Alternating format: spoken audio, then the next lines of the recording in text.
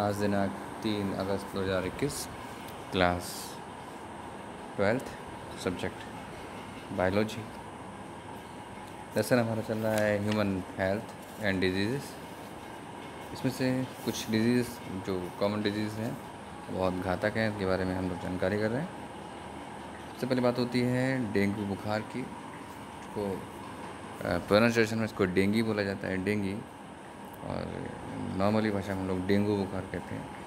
तो dengue fever बहुत ही ज़्यादा घातक है और कभी कभी इससे व्यक्ति की मृत्यु तक हो जाती है और इसमें प्लेटलेट्स कम हो जाती हैं, जैसा कि आपको पता है। ये सब कॉमन लक्षण है इसके। ठीक है, चलिए स्टार्ट करते हैं। देखिए, डेंगू बुखार एक वायरल इन्फेक्शन है। एडीज़ मादा मच्छर के काटने से होता है, यानी कि फीमेल एडीज़ जो है उसके काटने से इस रोग का वायरस रोगी से स्वस्थ व्यक्ति में प्रवेश करता है। डेंगू बुखार विश्व के 110 देशों में फैला हुआ है। विश्व के मतलब समस्त विश्व में ही मान लो, आधे से ज़्यादा विश्व में ये फैला हुआ है। भारत व आसपास के देशों में यह 1966 से शुरू हुआ। इसका जो मादा एडीज़ है, इसका जो ओरिजिन या कहा जाए कि बहुत तेज़ी से संक्रमण इसका फैला है, तो 1966 से भारत में ये फैल गया। तो यहाँ तक कि हमने जान लिया कि क्या है, ये वायरल इन्फेक्शन है, ठीक है, यानी कि वायरस से होने वाली डिजीज़ है। दूसरा, इसका जो वाहक है वो मादा एडीज़ यानी कि फीमेल एडीज़। देखिए, वाहक जितने भी होते हैं, ये मच्छर जितने भी वाहक हैं, ये सब फीमेल हैं, ठीक है, मेल कोई भी वाहक नहीं है। सब याद रखना को मादा एडीज़ है या मादा एनाफ्लीज़ है, ये सब फीमेल ही होती है। इस रोग का वायरस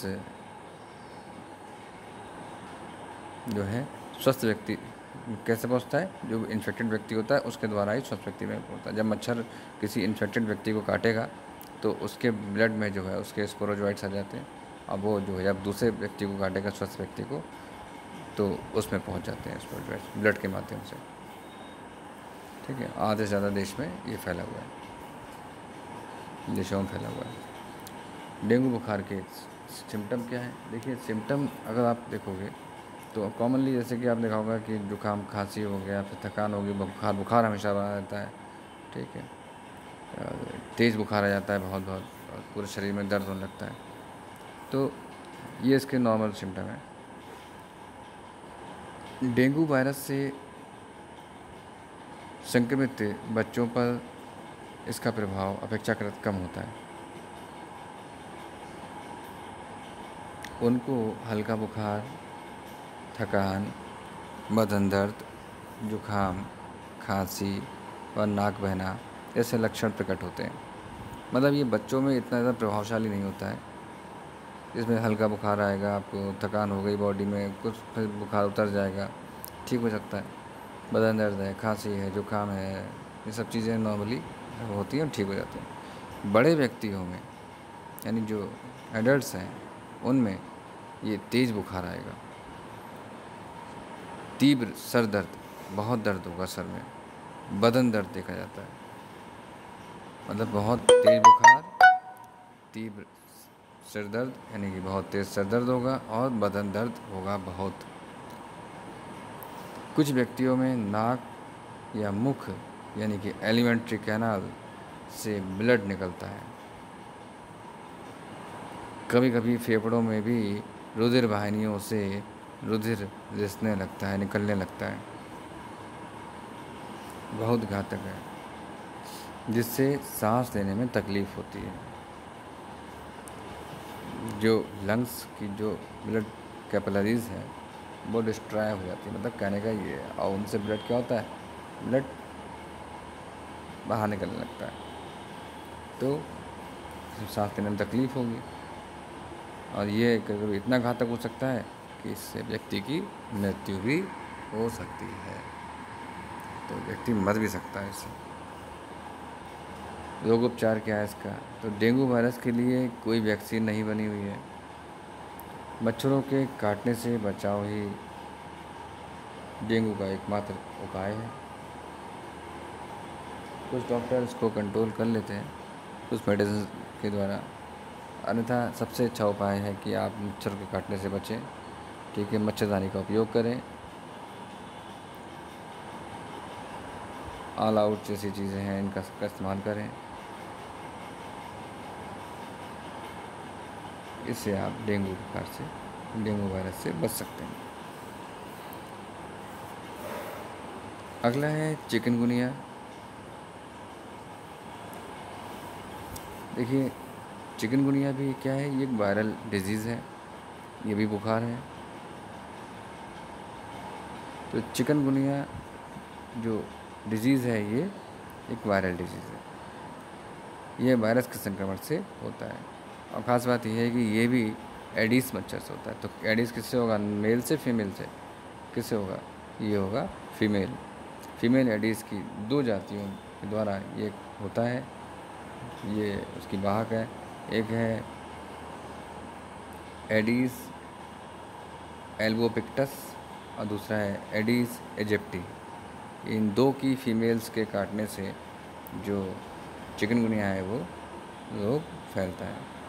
मच्छर के काटने से बचने और मच्छर को घर में ना घुसने दें, इस प्रकार से इस रोग से बचा जा सकता है। ये भी एक बहुत घातक बीमारी है। अपने आसपास के एरिया को साफ रखें जहाँ मच्छर ना पनपे। Symptom of chikungunya. तो सिम्टम क्या हो सकते हैं, चिकनगुनिया वायरस के संक्रमित व्यक्तियों में इन्फेक्शन के 3 से 7 दिन के बाद इसके लक्षण विकसित हो सकते हैं। जो तत्काल प्रभाव में इसका इन्फेक्शन नहीं होता है, काटने के 3 से 7 दिन बाद इसके लक्षण आपको दिखाई देंगे, सिम्टम डेवलप होंगे। पहला सिम्टम क्या है, पहला है चिकनगुनिया के रोगी में तेज़ बुखार व जोड़ों में तेज़ दर्द होता है। बहुत बुखार होगा और जॉइंट्स जितने भी आपके, जैसे कोहनी है, आपका घुटना है, इन सब में क्या होगा, दर्द होगा। नी, ठीक है, एल्बो, नी, सब में दर्द, बहुत दर्द होगा, इतना दर्द होगा कि चल नहीं मिलेगा। ठीक है। नेक्स्ट है सिर दर्द होगा, बदन दर्द होगा, जोड़ों का सूजना, जिससे क्या बताया, सूजन आ जाएगी उसमें। सिर दर्द देखिए आपको डेंगू बुखार में बताया था, बदन दर्द भी बताया था। शरीर पे रैशेस हो जाएंगे। रैशेस मतलब जो स्किन है वो झुरझुरी सी हो जाएगी, उसमें रैशेस आ जाएंगे। तो अभी तक देखिए क्या क्या है, चिकनगुनिया में तेज़ बुखार आ गया और जोड़ों में तेज़ दर्द, सिर दर्द, बदन दर्द, जोड़ों का सूजना, शरीर पर रैश, सब लक्षण जो है, सिम्टम जो है चिकनगुनिया के। अधिकांश चिकनगुनिया रोगी लगभग 1 सप्ताह में ठीक हो जाते हैं नॉर्मली, किंतु कुछ लोगों में जोड़ों का दर्द महीनों या 1 साल तक चलता है, लंबे समय तक 1 साल तक चलता है। बुजुर्ग लोग, डायबिटिक, यानी जो लोग बहुत एजेड होते हैं, वो 60 साल से ऊपर के लोग, या जिनको शुगर है,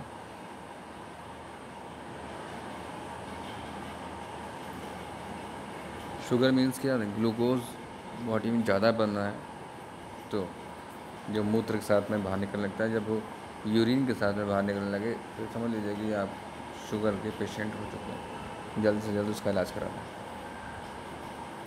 हृदय रोगी है, यानी कोई हार्ट के डिजीज़ है, कार्डियक डिजीज़ है, और हाई ब्लड प्रेशर वाले व्यक्तियों में इस रोग का अधिक प्रभाव होता है। एक बार चिकनगुनिया होने के बाद यह रोग दोबारा नहीं होता, यानी किसी व्यक्ति को अगर जीवन में एक बार अगर हो जाए तो ये रोग दोबारा नहीं होगा, क्योंकि इसकी एंटीबॉडीज़ जो है वो डेवलप हो जाती हैं। ट्रीटमेंट क्या हो सकता है, देखिए चिकनगुनिया के लिए कोई दवाई नहीं है, अतः इसके संक्रमण से बचाव, उससे बचना चाहिए। और बचने के लिए क्या करना है, हमें जो मच्छरदानी का इस्तेमाल करना है, ऑल आउट का इस्तेमाल करिए, मच्छर को दूर रखिए, साफ सफाई रखिए आसपास। रोगी को पानी अधिक पीना चाहिए तथा दर्द कम करने के लिए आइबुप्रोफेन इबुप्रोफेन तथा बुखार को कम करने के लिए पैरासीटामोल, ये दवाई लेनी चाहिए। विश्व के लगभग 60 से भी अधिक देशों में चिकनगुनिया पाया जाता है। इसके कुछ लक्षण डेंगू बुखार से मिलते हैं। तो इस प्रकार से बच्चों जो डिजीज़ थी दो, ये बहुत इंपॉर्टेंट है, ठीक है। इनको आप लोग नोट कर लीजिएगा, इसको याद करिएगा। कई बार पूछा जाता है दोनों कॉमन क्या है। इनका जो वाहक है यानी इनका जो कैरियर है वो कॉमन है। क्या है इसका, चाहे डेंगू का हो तो डेंगू फीवर किससे होता है, डेंगू वायरस से होता है, और इसका जो कैरियर है वो है फीमेल एडीज़, ठीक है।